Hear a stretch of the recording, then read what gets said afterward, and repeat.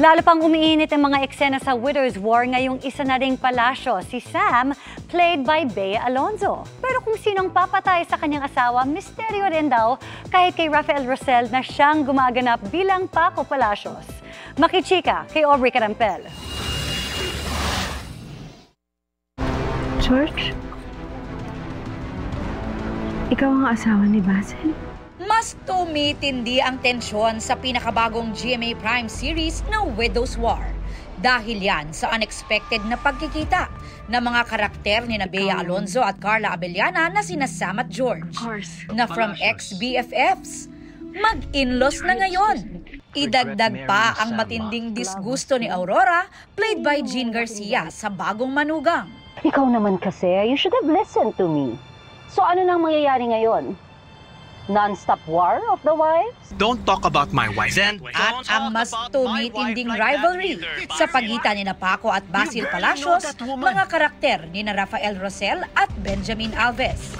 Ang mga pangyayaring yan, papunta na raw sa mas intense pang magaganap sa kwento.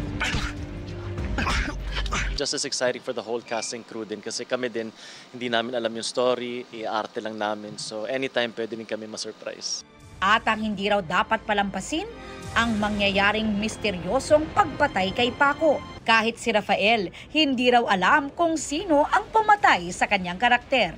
I have my suspicions already. So sana din pag napanood ng mga tao, may suspicions din sila. At sana tama yung suspicion nun kasi ibig sabihin magaling ka manghula.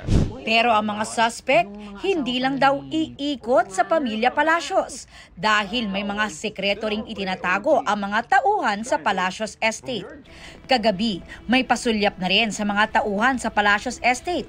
Tulad ng karakter ni Royce Cabrera na si Jericho Domo. Siguro masasabi ko lang, subaybayan nyo gabi-gabi yung Widow's War, tapos alamin nyo or husgahan nyo isa-isa bawat character na pinapakita kung anong involvement nila with the Palacio family.